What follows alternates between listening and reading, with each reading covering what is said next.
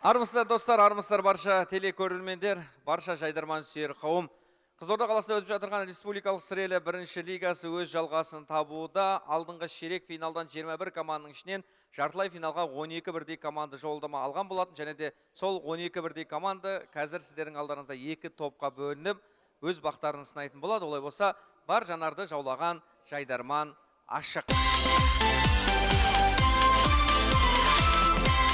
Олай болса, қазылар құрамында Жаңақорған құрамасы республикалық жоғары лига ойындарының үздіктері Бейбіт Есқара.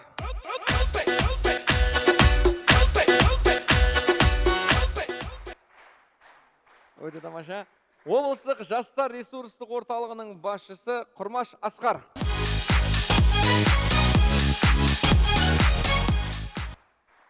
Қазіргі таңда өте танымал блогер, звезда, жұлдыз әншілермен төбелесетін танымал жайдарманшы досымыз, бауырымыз, қазіргі таңда осы жас жайдарманшыларға үлгі болып жүрген ағамыз Дүкенбаев Асылхан.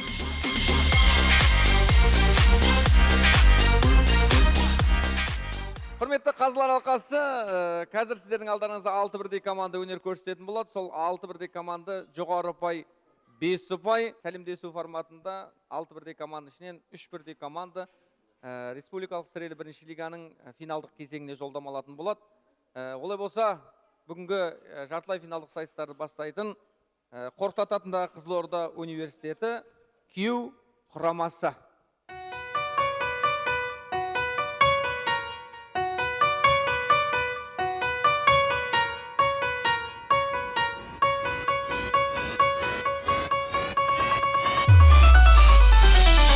Команда болып келді Қорқыттағы әзілдерде дайын ай-ай-ай. Мықты әзіл ойнап, бойданамыз қайрап, Қорқыттың тұр алдында ай-ай-ай-ай.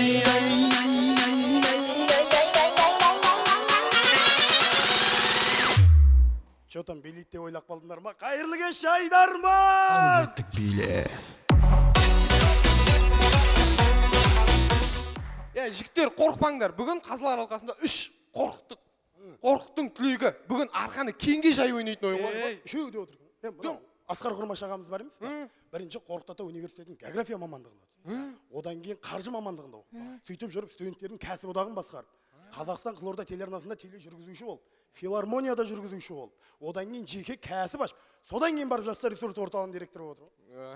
Бұлай қарап тұрсаң, Асқар ағамыз деген разнорабочий екен ғой. Так, география оққан, шетелдердің бәрін біледі. Кәсіпкер дедің ба? Значит, ақшасы бар ғой, бар. Директор.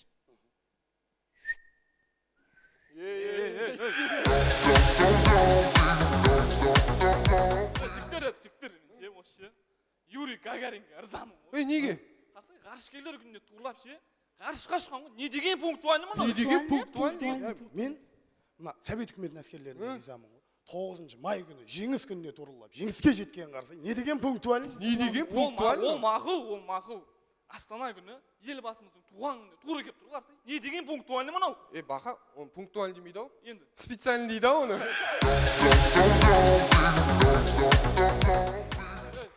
осы ойыннан ұшып кетема деп жаман қорқып тұрмын. Бақа, сен одан қорықпа. Қазақтан мынандай нақыл сөз бар. Неден қорқасың, сол орындалады деген. Қойшы. Онда қорқайық та. Қорқайық. Азанда тұрған кезде ше, ұйқыдан оянғаннан кейін ше, қасында кәмшат жолды байма жатамын деп жаман қорқамын. Мен Қазақстанда бөлінген ақша бөлінген жерге жете ма деп жаман қорқамын. Меншені Әліби ағамыз Қызылорда жастарын алып, жоғарғы лигаға шығып кете ма деп жаман қорқамын. Ол сымбат, натури қорқатын нәрсе ғой. Ана жігіттер, Қорқыт Атаның намысын қорғап келгеннен университетіміз намысын жерге тататпауымыз керек. Қорқыт Атадан ұят. Кеше Қорқыт Ата түсінбей кір. Ол нағыл дейді. Бүгінгі ойында шіріп кеттіңдер. Екінші өткілерің апасыны дейді. Олай болса Қорқыт Атаның намысын қорғаған Q құрамасы. Алладин фильмін Түркістанда түсірсе қалай болады екен? Жасың нешеде? Шық дейм, еркексің ба, әйелсің ба, шық! 90 жастағы әжеміз көшеде. Сәлем берді қайнаға. Ай бұл да көп жаса деген сайын. Ауылда болған жағдай. Анан жуасаңшы. Мамнан да жосаңшы. Қуасыңдар ма? Шек қарымды тазартып отырмын ғой мен.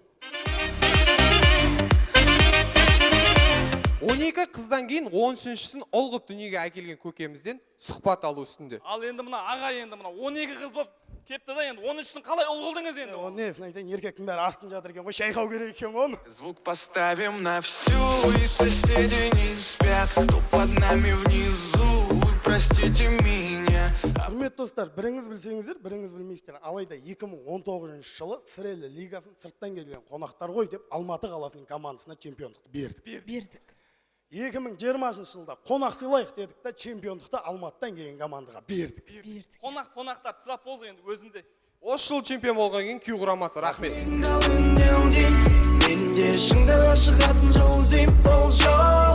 Күйеу құрамасы Қортататындағы Қызылорда университетінің ректоры Бейбіткүл Сәрсемхан қызына өз алғыстарын білдіреді. Ары қарай сәлемдесу жалғаймыз. Алдарыңызда Аралдан келген жастарымыз, Арал аудандық оқушылар үйінің құрамасы.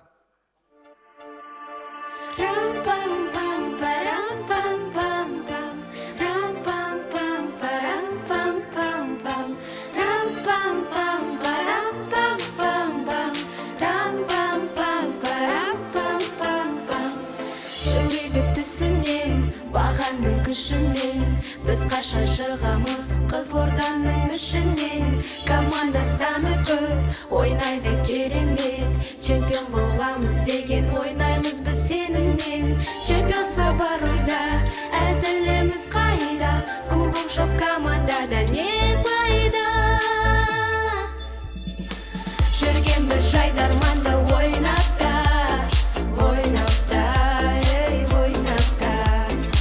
Өткізбе уақытыңды құр босқа,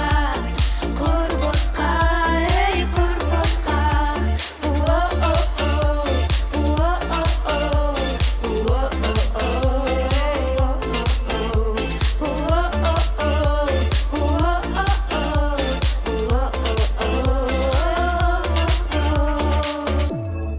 Человек полк geldi.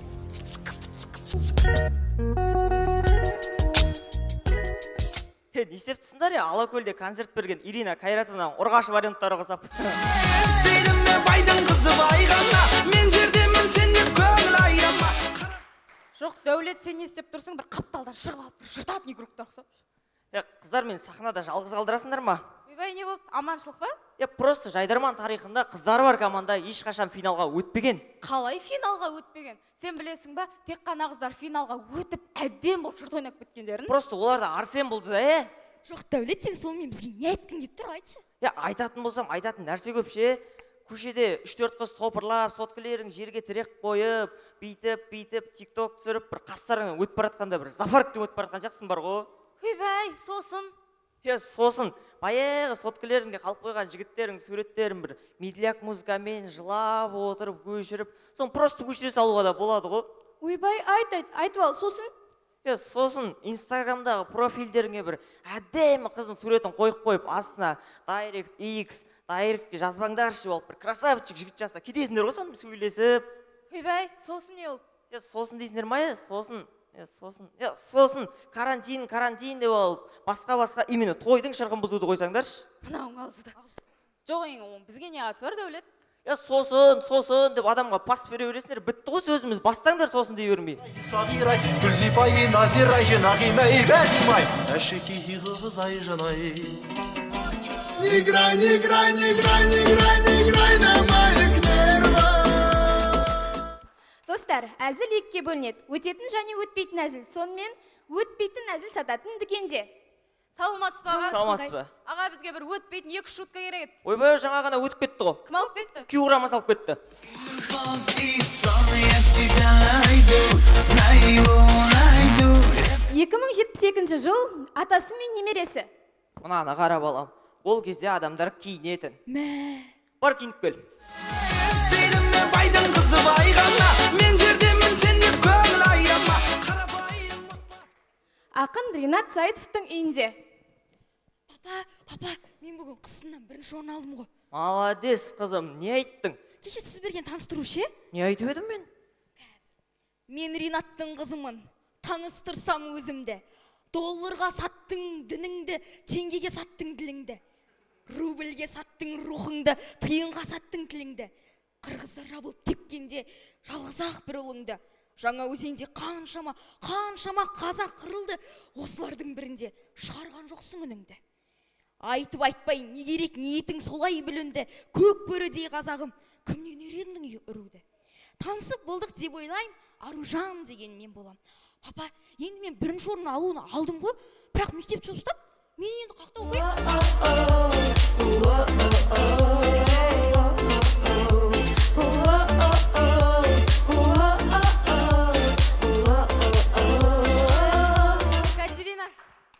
Екатерина екінші айтпақшы, қазақтар өздерінің кім екенін білсе, әлемді жаулап алады деген. Димаш Қытайды жаулап алды, Иманбек Американы. Біз қазақтар өзіміздің кім екенімізді білдік. Біз өнерпаздармыз.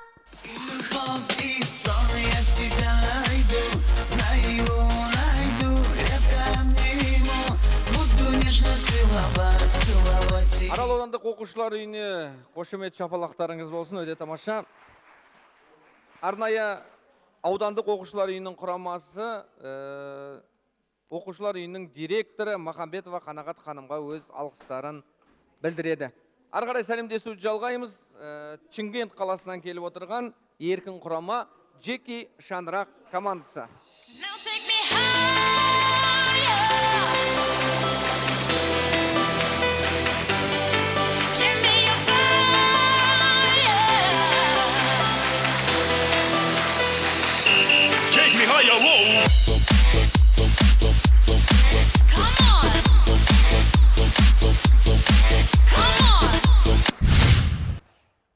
Дешен ақ тұрс басылсаңызшы. Осаңшы басылсаңызшы. Шыға салып, тұт құйылдан пас беріп, өртей жіберген жаман жақсы көрем да мен. Қайырлы күн Қызылорда! Бірден өзіміздің жеке шаңырағымызды таныстырып кетейік. Бұл Мико. Байқап отқандарыңыздай өзі ерке, біздің сүт кенжеміз. Былайша айтқанда патсан шиголғы. Сен сәл қолыңды тартарсың нақса. Мен бір шигол дегенде ше, өзімді әлі шигол сезініп көрген жоқпын. Осы екеуі менің бір ағаларым ғой, осыларға бір еркелейші десем, бұл сорлылардың түрі менен жас көрінеді ғой әлі. Бір бұзықшылық істеп, осы жол ағаларынан өліп таяқ жеймау десем, бұл байқұстардың әлі де жетпейді ғой маған. Жұрттың кенжелері айтып атады да, үйдің кенжесі болған жаман, ағаларыңнан қаған құтқан киімді киесің дейді. Нет, кешіріп қана қоярсыздар. Бұлар менен қаған киімді киіп жүр ғой қазір. Қайным әзілді қатырасың, е? Өтті ма? Өтті. Басқа осы шешеме жаман өтемді мен.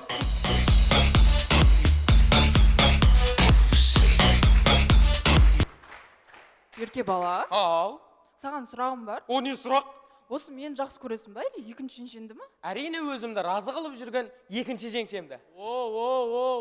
Мен қатыма қалай сөйлеп отырсың? Не болды сонша тәті? Сіздің қатыныңыз болса, біздің жеңшеміз ғой. Жеңшемен қайдың арасында ойын деген болады, ойнап атырық та? Да? Е? Онда мен де ойнайын. Жише! Ау. Сендер кәдімгі алыста тұрып бүйтіп ойната береді екенсіңдер де, Бір кешке қолыңыз бос болса, қырдың басына шығып, өзіміз әмпей болып. Айбе! Қиял! Сенің мына ойыныңнан кейін Дәуіт әтем мойныңды үзеді ғой сенің. Тәтем түгілі жешемнің өзақ шайлаңды тігіп қана қояр сенің. Ілмеген сорлы. Әй, Мико, менің мынау аны арықтығыма қарап, әлсіз деп ойлама жан. Біз негізіміз өзіміз арықтар, шымыр келеміз ғой біз. Шымырмын ғой мен. Так сонда сен шымыр болсаң, дулат ұлы жүз болып тұрсың ғой, неме? Өзіңіз нелі болдыңыз, тәте? Әке шешеміздің жасырғаны болмаса, мен де шымыр болып тұрмын ғой, неме?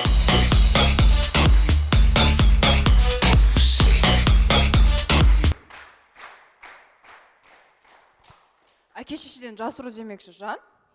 Екеуміз балайына Дубайға, Турцияға барамыз деп едік қой. Бәрекелді, үйленбей тұрып, сәл-сәл романтик болған екенсіз тәте, я? Дешеп болды ғой, оның бәрі көзден ұшты ғой. Случайно бір домбыра тартып, жақсы адамдарын байтып, Стамбулға барып қалмасаңыз. Абысын, сіз қой беріңізші. Біздік әлі мақырға айтқан затынды алып берген жоқ. Тата немне болады жеңшемдерді вообще риза қылмай жүрсіздер ма? Болмаса айтсаңыздаршы, риза қыламыз ғой тата. Біз негізі әйелдің құқығын білмейміз ғой. Әйел мен еркектің теңдігі деген болады. Біз егер заңмен жүретін болсақ, бұлар да біз көтеріп жүретін еді. Оны сәл көтермей тұрып айту керек еді, Диша. Сіздерді мына әңгімелеріңізден кейін тәтемдер көтермейді ау. Бір жерлеріңізден теуіп төркінге жіберетін болмаса. Жеки шаңырақ мы начинаем!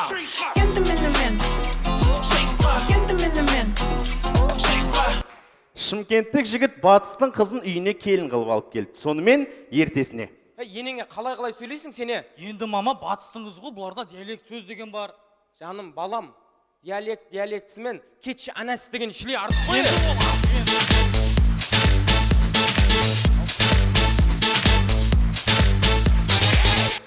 Шалғай ауылдағы аукцион. Гүлмира жартылық. Нұрбақыт бір жілік жазшы. Сайпын 2 жілік жазасаңшы. 3 жілік жазшы маған. Сайпын 4-еу. 5-еу жазшы маған. Сайпын 18 жілік жазыңшы. Ойба, інім сен нағылдың. Болмаса жылқыны үйіңе әкетесіз сен. Енді азынан бері кеп жатырмын ғой. Менде қара көзілдірік бар, менде қызыл тағы көп бар, менде копейка бар, еще такой. Өзінің жеке ойы жоқ психолог. Солай аға. Түсінікті. Енді өзің не қылам деп отырсың қандасымен? Енді бала-шағамның әкесі ғой, қалатын шығарым. Дұрыс, қал. Бала-шағаң әкесі. Дұрыс, қасай. Кейде шаршап кетем да, бірақ кетіп қалайын ба? Шаршадың ба? Кетсей шаршасаң болмаса. Бар, демалсай не қыласың? Жаңа қорғанға бар, Дубайға бар, демалсай кет. Или қала салайын ба аға? Болмаса қарындасым сен, жас емессің ғой өзің көрді. Липой кезді тілекшің мен қарындасым. Менде қара көзілдірік бар, менде қызыл тағы көп бар, менде копейка бар, еще такой. Барлығымыздың міндетті түрде осындай жеңгелеріміз болады. Анау Бағилада кеше ауылға кімдер? Сәбиттер келін түсірген ғой әлде? Емаш, кет анеға. Әлде қандай келін түсірді, білесің бе? Со келіндері Сакош, кет анеға. Жас болып өсекке құмар. Со келін түсірді ғой әлде қандай болып. Соны айт, Бағила, сен де кетші. Кетші. Осыны айтпай-ақ қоям ау. Айтсам өсек болып кетем атаға. Менде қара көзілдірік бар, менде қызыл тағы көп бар, менде копейка бар, еще такой. Халқына немқұрайлы қарайтын әкім. Әкім аға, ауылда су жоқ, газ жоқ, свет жоқ, не істейміз? Көшіп кетсеңдерші. Жалпы тұратын ауыл емес қой. Мен сендердің орындарыңда болғанда давно көшіп кетерім. Бетіңіз қалың адам екенсіз, әкім мырза. Біз сіздің үстіңізден жоғарыға хат жазамыз. Болмаса сөйтсеңдерші, походу білмейді олар біздің ауылын бар екен. Кетем атаға. Менде қара көзілдірік бар, менде қызыл тағы көп бар, менде копейка бар, еще такой.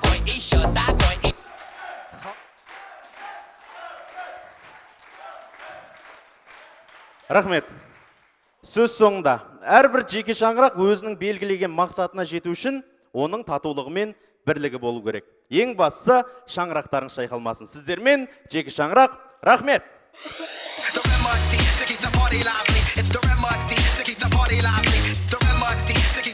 Жеке шаңырақ командасы арнайы Шымкент қаласындағы жеке кәсіпкер Мусаев Дәулет Аманжол ұлына өз алғыстарын білдіреді. Және де біз Қазақстан КВН одағы атынан Қызылорда қаласында өтіп жатқан республикалық бірінші лига жайдарман сайыстан жоғары деңгейіне өткізілуіне қолдау білдіргені үшін Жас отан жастар қанатына, Сыр үміті жастар қауымдастығына және де облыстық жастар ресурстық орталығына алғысымызды білдіреміз. Ары қарай сәлемдесу жалғайық. Келесі шығатын команда Алматы қаласы Дінмұхамед Ахметұлы Қонаев атындағы Евразиялық заң академиясы Қонаев құрамасы. Алматылық командалардың қай қалаға барып ойнамаса да бір проблемасы. Ол көрерменнің қолдауы. Себебі мына жерде тұрған алматылық командалардың ешқайсысы алматылық емес. Даже менің өзім шымкенттікмін да, топашлы. Мысалы да. Бірақ өкінішке орай біз Алматынан шыққаннан кейін барған жерде жергілікті жерде андай бір көрермендердің тарапынан да қолдау болмайды өкінішке орай. Алматылық деген кезде де әйтеуір қолдау көрсетіп тұрыңыздар. Бұлардың бәрі тек алматинский емес, ешқайсысы местный, жан-жақтан жиналған балалар. соған мен сәл ішім ашиды иногда. Байқұстарға қиын ше.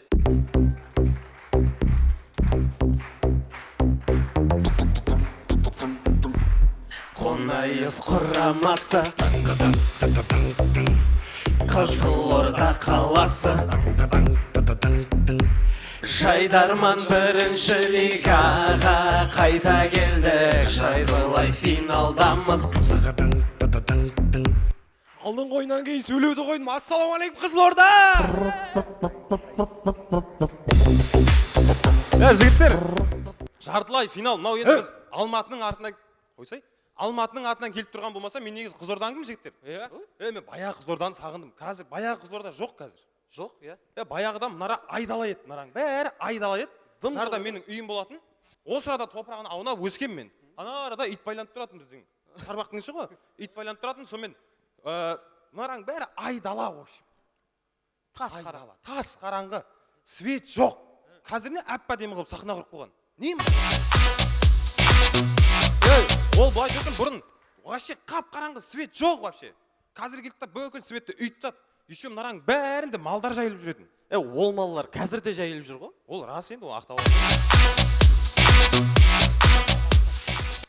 Жігіттер, Алматы дегенмен мен таза Чимкентскиймін ғой. Мен де таза Оралдікім ғой. Ендеше жерлестерімізді қолдап отырайық. Кетті!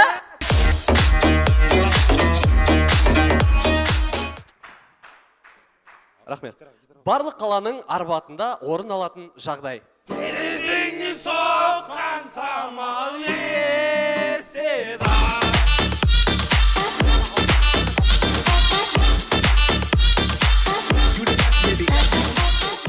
Көреміз құнығып кеткен мониторлық группа. Так, енді бір екі тойға шығып дрон алып алсақ енді.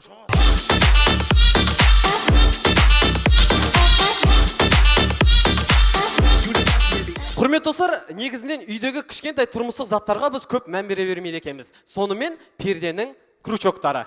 Так, жігіттер, ілді.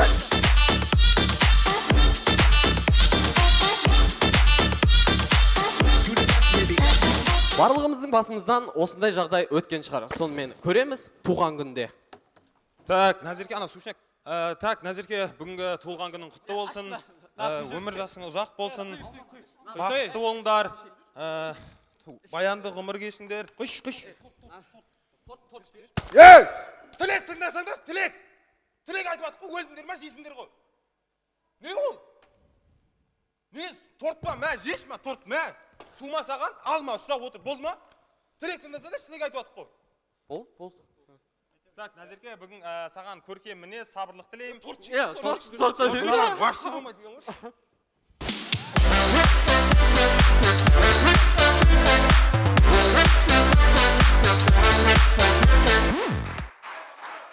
Мына құрметті достар, біз Қызылордаға келіп бір байқағанымыз, Қызылорда деген маса көп екен. Ол ана сұмдық шығады. Бұрын Алматыда жүргенде емін-еркін шортик киіп, қысқа киіп жүре береді. Жүретін едік қой. Қызылордаға келдік тек ұзын киіп жатыр. Ұзын кимесең болмайды анау. Болмайды. Киімнің сыртынан шығатын болады ғой. Сол ойлаймын мен, жігіттер біраз Алматының қыздарын әкеліп осы жаққа салып алу керек ау. Ендеше сіздермен бірге болған Қонаев құрамасы, рахмет. Алматы ең алғашқы махаббатым, шығарған Дінмұхаммед атаматын, шашатын шартарапқа. Рахмет. Қонаев құрамасы Дінмұхаммед Ахметұлы Қонаев атындағы Евразиялық заң академиясының ректоры Өмірәлі Жалайри Шәкәрапұлына өз алғыстарын білдіреді. Келесі шығатын командамен таныс болыңыздар. Алдарыңызда Түркістан облысы Мақтарал ауданы Еркінабад ауылы Еркінабад құрамасы.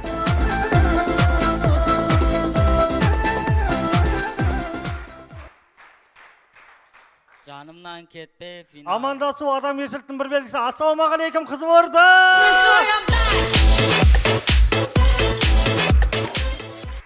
О, Асылхан аға, қош келдіңіз. Қайта сен қош келдің. Қызылорданың сахнасын айырып жүрген адам сап айттың ғой.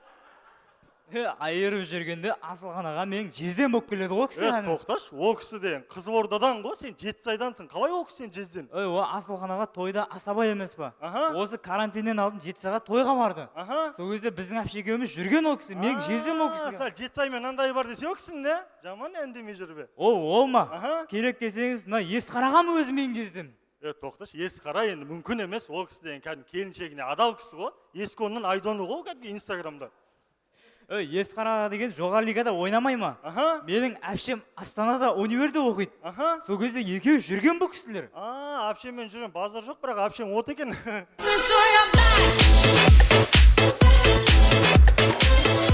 Құрметті достар, біздің демеуші Мақтараудан әкімі Бақыт Асанов мырзаның өзі. Біздің әкім кәдімгідей молодой. Бауырлары бар, дорогой. Достары бар, дорогой. Ақ шіркін ғажап қой дейсің ғой. Керек десеңіз, Мақтарал ауданының әкімінің өзі менің жездем. Сен әпшең шынымен от екен ғой, номерін берші.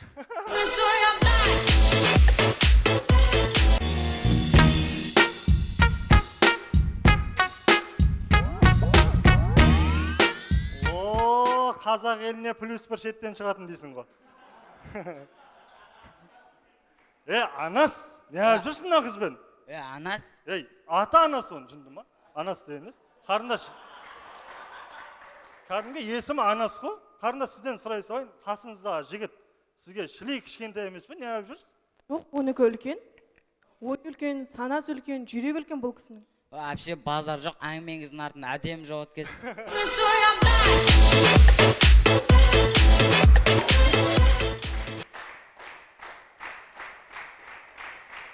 Ендеше бірінші лиганың жартылай финалында 3-ші жыл қатарынан Еркінабад құрамасы Алла абыройдан айырмасын. Кетті!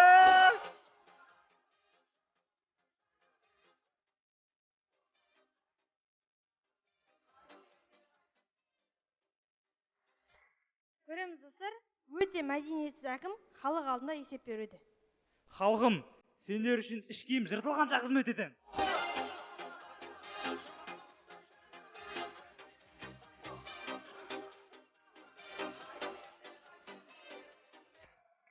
Көреміз достар, Қызылорда қаласындағы айтыс.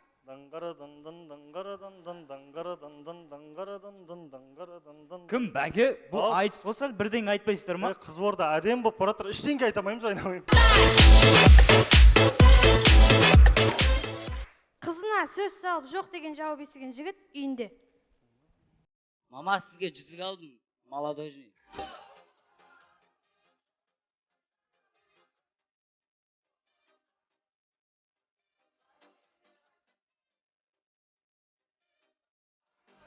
Құрметті достар, Еркінабад ауылында күрестен жарыс ұйымдастырылған болатын.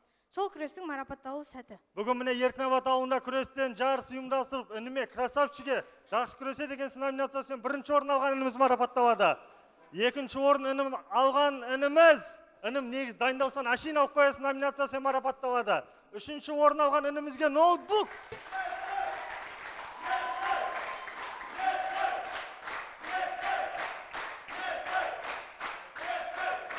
Рахмет. Сіздердің ауданыңызды өнерске Мақтарал ауданының Еркінабад ауылы Еркінабад құрамасы. Есқараға көзіме қараңызшы, финалға өткім кеп тұр. Жайнаған гүліміз өнерден, сайраған үніміз өнерден. Еркінабад құрамасы Түркістан облысы Мақтарал ауданының әкімі Бақыт Асанов мырзаға үлкен алғысын білдіреді. Арғарай сәлемдесуімізді қорытындылаймыз. Алдарыңызда Оралдан келген жігіттерге кезек берейік. Дежавю, Орал.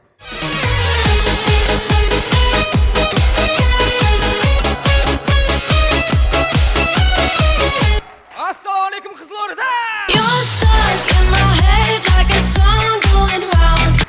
Жігіттер, батыстан келдік деп немене көкірегімізді кереміз деймін да, бәрі оңтүстікте тұрып қой. Одан да мына Әділқазылар алқасымен жақсы болуымыз керек. Сендер бұрын соңды мұндай Әділқазылар алқасын көріп пе едіңдер? Бұндай Әділқазылар алқасы бұл қалада мүлдем жоқ. Қайда қала? Қазақстанда жоқ. Қазақстан түгіл әлемде жоқ. Әлем бұлай тұрсын. Қойшы, әлем тұра берсін сол жерде. Болды ғой, үшеуміз кіріп кеттік қой же. Мен де кірейінші. Саған кіріп шығатын проханный двор ма не ол? Өйтіп ерсіленбесе құрсын. Асек мен кірейін де шығамын ба айтшы. Кірмейсің деймін, түсінбейсің құрсын. Өтіп кете қойыншы. Қойшы деймін. Кірейін дейсің мен. Айқайлама, жастықханаға жұмыс жасап отыр.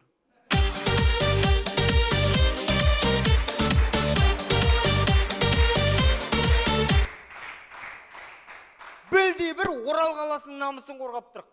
Әйтеуір елімізге Токиоға кеткен спортшылар ұқсап қайтып кетіп батпайық. Немен? Қоламен бе? Қоламен кетіп батсақ жақсы ғой, литровый коламен кетіп батпайық. Көрттің бе? Ұйқастыр жерін күн бе?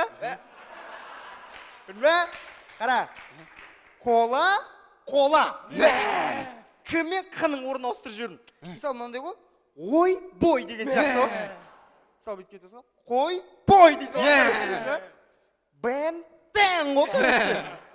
Человек-пау.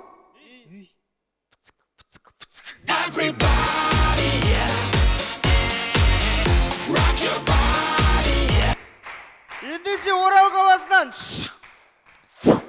күдіш деп істей алмайтын құрама келді. Кеттік! Оралдық көңіл күй. Оралдық көңіл күй.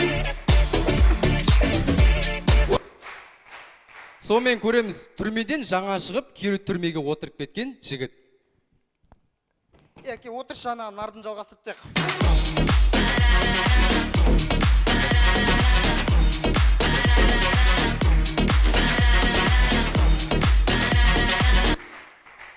Қатты қателесіп кеткен Алексей Цой. Шатасып кеттім мен дейді. Не болды? Көкшетауды Краснойға қойып таппын. Ертең жиеннің той емес па кім?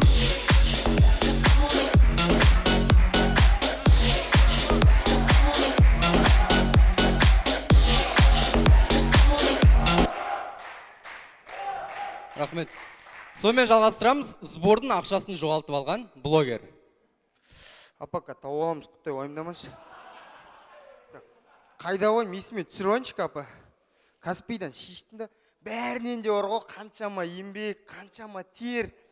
Кейде аспан, кейде жер, кейде айға, кейде жұлдызға, десе де райымның... Апа, есіме түсті, караокеге ұмытып кеттім мен дейді.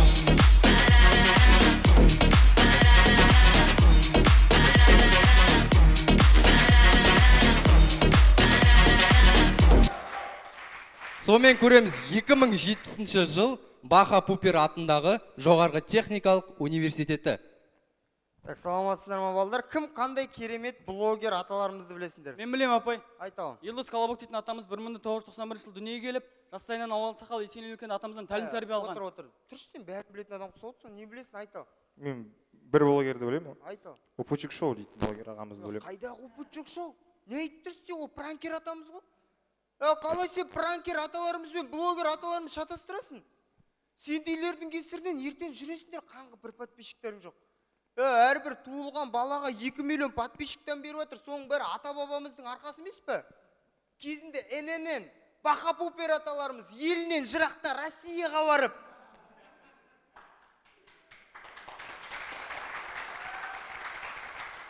Хайуанатты әнін жазбаған кезде, сен оңбаған естіп шалқы өмір сүрер ме, айтшы? Тарихтағы ең аяныштысы, Супер Мамасейто әз анамыз. 5 миллион подписчик хакерлар бұзып тастаған кезде қалай қиналған білесің ба сен? Сендердің өмірлерің бал. Келесі сабаққа дайындалып келдір, Тусаның қара жәшігі жайлы сұрайым.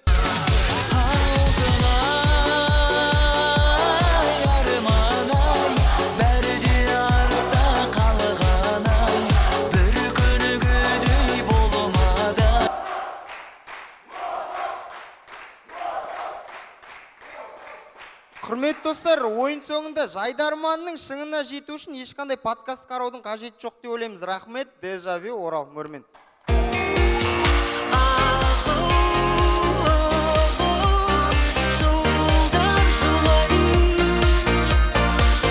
Дежавю командасына деген үлкен қошеметтеріңіз болсын, қолдауларыңыз болсын. Рахмет.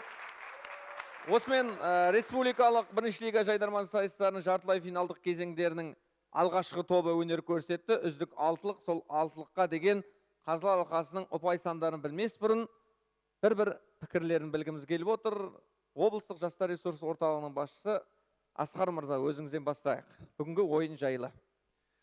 Көп рахмет. Алдына бүгін өте жоғары деңгейдегі ойын өтті. Бүгінгі ойын мынау шығыс пен батыста, солтүстік пен оңтүстікті бәрін осы бір сахнаға тоғыстырған үлкен жақсы кеш болып жатыр. Енді барлық командаларда үлкен дайындықпен келгені көрініп тұр. Өздерінің бар өнерлерін бүгін сахнада салып жатыр. Көрермендердің де ықыласына бөленді деп ойлаймыз.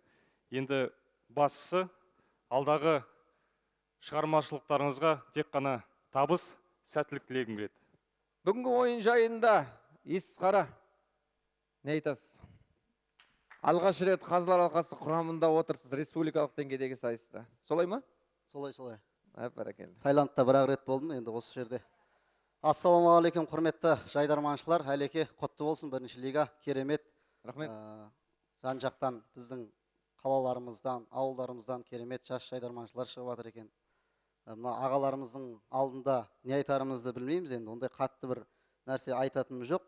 Просто стилистика жоқ, характер жоқ. Мынау Q құрамасынан бастайық. Q құрамасы Қорқыт Атаның студенттері ғой. Студенттері бізде осы Қорқыт Атадан бітірдік. Жақтан тәлім тәрбие алдық. Бас жағын әдемі бастап шықтыңыздар, керемет.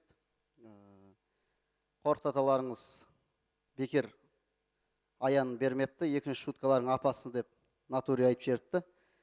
Басын керемет бастадыңыздар, рахмет сіздерге. Одан кейін оқушылар үйі әдемі керемет, бірақ әзіл жетіспеді. Арасында әзіл болғанда жаңа отырып өлең айтқаннан бастап керемет айыратын шығар деп ойладым жалпы. Главный енді өздеріңізге өнерпаз екендеріңізді біледі екенсіздер, сол жақтарыңызды білсеңіздер болды главный. Сосын жетілей шаңырақ деген. Жетілей шаңырақ, жеке жан шаңырақ екен ғой. Енді біз кеше 1-4-те Марат Достаев ағамыз бізге бір қойып еді. Шымкенттіктерсіздер ғой сіздер, Енді бірақ сіздердің кінәларыңыз жоқ қой енді. Дегенмен қазір көріп жатармыз. Қонаев құрамасы Алматыдан келген ең керемет команда, мен өзіме өте қатты ұнамады. Дайындалып келу керек, жалпы Алматыдан келгеннен кейін оңдасын ағамыз керемет жағдай жасап бергеннен кейін бір кішігірім айыруға болатын еді. Көп нәрсе күттім сіздерден. Алматыда баяғыда өзіміз барғанда да керемет қолдайтын еді. Сіздерді де қолдап, тақанса қолдап жібердік, енді әзілдеріңіз кішкене әлсіздеу болып қалды. Еркін Абат, міне осы кісілер сияқты әзілді бастау керек еді. Бәрекелді, Баука қосылыпты, ішіне ақсақалымыз. Рахмет Баука, көзіме қараш дедің ғой, жаңа кішкентай балағақ деді.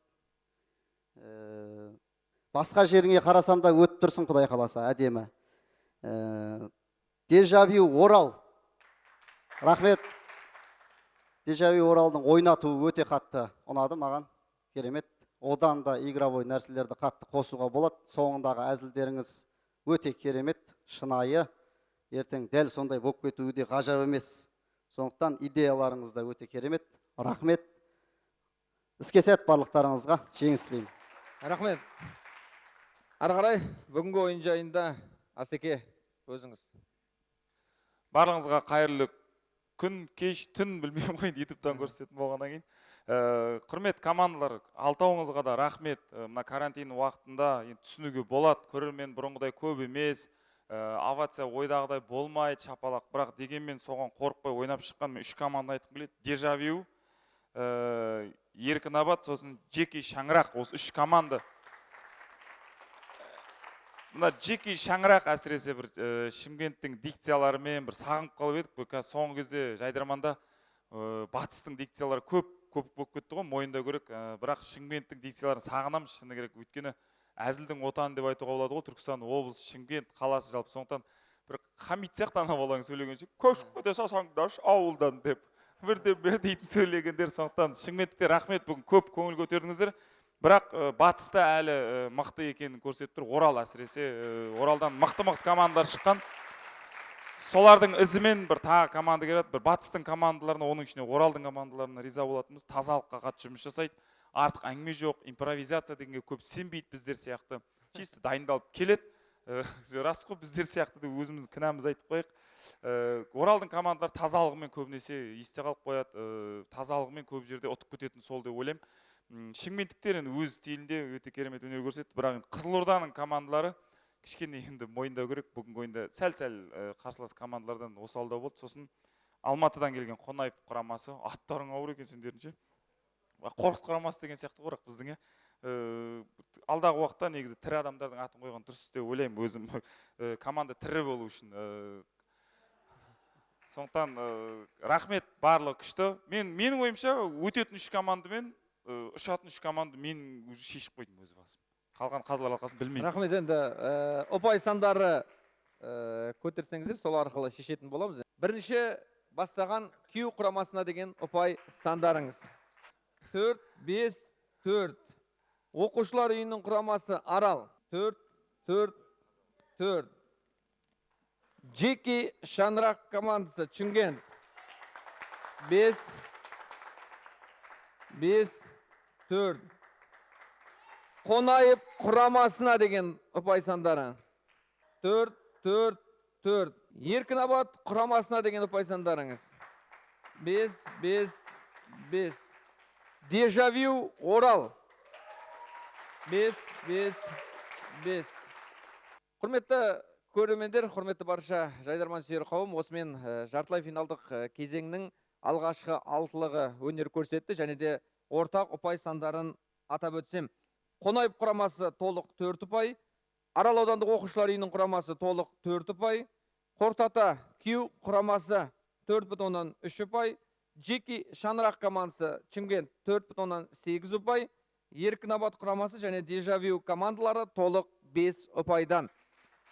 6 бірдей команданың ішінен үздік деп танылған 3 бірдей команда келесі айналымға ақтық мәреге жолдама алады. Олар Чымкент қаласы Жеки Шаңырақ командасы, Түркістан облысы Мақтаарал ауданы Еркінабад құрамасы және де Орал қаласы Дежавю командасы. Ақтық мәреге жолдама алған командаларға сәттілік тілейміз.